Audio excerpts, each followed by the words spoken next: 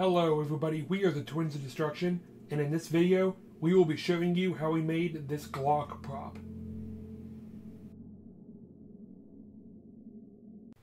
To start off with the prop, we used one sheet of Ava foam and an airsoft gun as a template. We traced out 3 layers of the airsoft gun. One layer is the exact opposite of the 2 other layers. We made it like that, so whenever you put it together, all of the flat sides, which we are tracing on now, will be showing and not the rough sides, which we are showing now.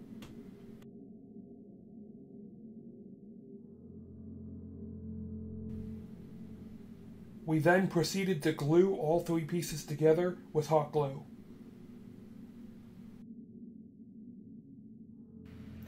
Next, we are going to get into sanding, so we wore gas masks. We had decided to use a slightly older Dremel head, only because we are trying to soften these edges and make them flush, not really sand them down like a normal Dremel head would. After sanding all the edges flush, we took a look at the airsoft gun compared to the foam gun.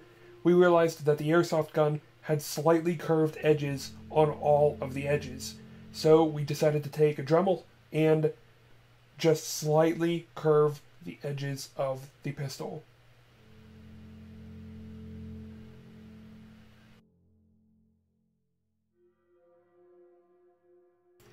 The handle is supposed to be even more curved, more like an oval instead of a circle though. Using the airsoft gun as a guide, we were just marking up where all of the detail will go on the gun. You could do the same thing if you don't have an airsoft gun with a picture online, straight from a computer, or even if you want to print out the picture to scale. Now, with all of the markings on the pistol, the first thing I did was cut out the trigger guard. You can see I'm placing it back in, just to see where I got it from. I just slightly cut around the edges with an X-Acto knife. Now, to clean out these nasty edges, we are going to use a smaller Dremel head. The same exact thing, it does literally the same thing, but we're going to be slightly smaller so we don't deform the trigger guard.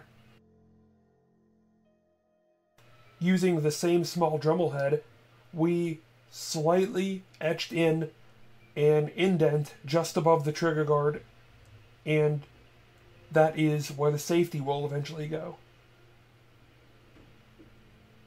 As you can see on this gun, they match up pretty similarly.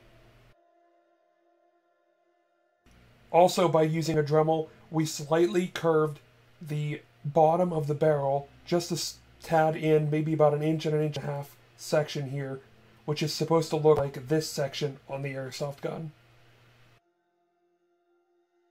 Using an X-Acto knife, I slightly cut a small line right next to where my thumb is, going across the barrel. And you do the same thing on the other side as well. I had rounded off the handle a little more from the back edge of the gun to the black line, which is about 1 centimeter. And that also should be done on the front and back of the handle. The trigger guard itself is actually just a bit thinner than the width of the gun itself, just like on the airsoft gun. These lines that are on the barrel are just a few millimeters apart, and you can pause the video and stop at any time to get the same measurements if you would like. I had then flipped the gun over and transferred the lines on the other side as well. And here is the distance from the very back of the gun with all of the lines on the slide. To actually make these lines on the back of the gun, I slightly cut with an X-Acto knife at a 45-degree angle, not straight up and down, just slightly towards the side, about halfway in on each side of where I wanted to cut. Then, using a 90-degree angle, I had actually cut the top and the bottom, and then peeled it out with the knife itself. To make the chamber indent, I had used the smaller Dremel head again and slightly carved it out from where I drew. Using a Dremel head, I had also cut out just above that line on the back of the pistol, just to make that line turn into a small lip, just for design on the pistol. It's supposed to look something like that.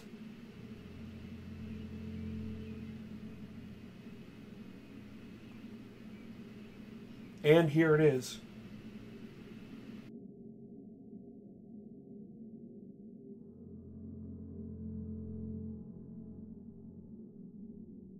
To create the bottom of the handle, or the magazine, I first looked at the airsoft gun and realized a small hole is still visible when the magazine is inside the gun. So I marked that out with a Sharpie, and then I started to actually sand that out with a Dremel.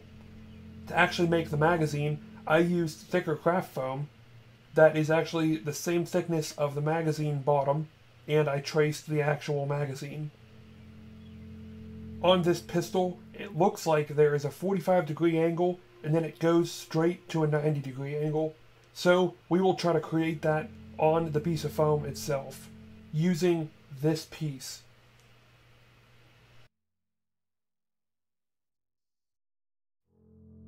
It wasn't as hard as you think it is, but after using just a small bit of patience and a Dremel head, it turned out pretty good.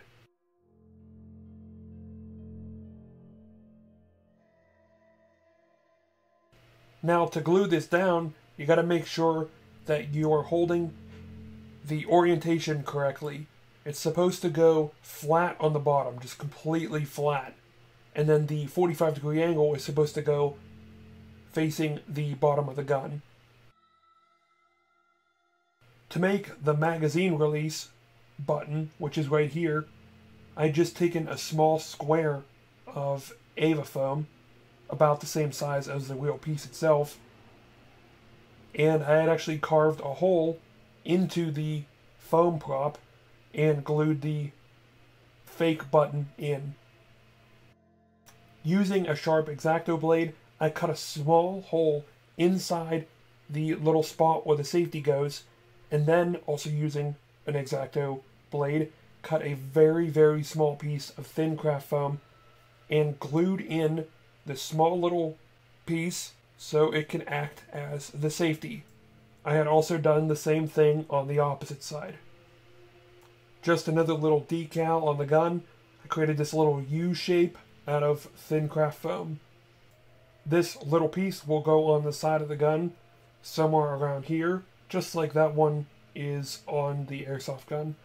Also, that little oval on top of it will be created as well. Same thing, just out of thin craft foam. Using just a little bit thicker craft foam, I created the iron sights. This piece up in the front is just a rhombus with a square cut out on the top and then glued down, and then the actual one on the tip is a triangle with the point cut off.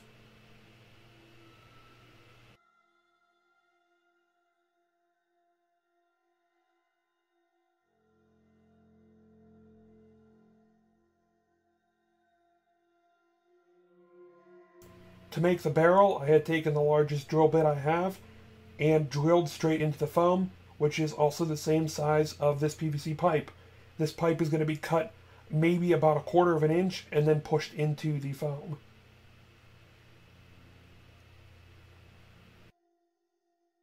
The opposite side of the mag release button is made out of thin craft foam, which is supposed to resemble that little black piece. And also, these decals on the side of the pistol were created just off of the original airsoft gun.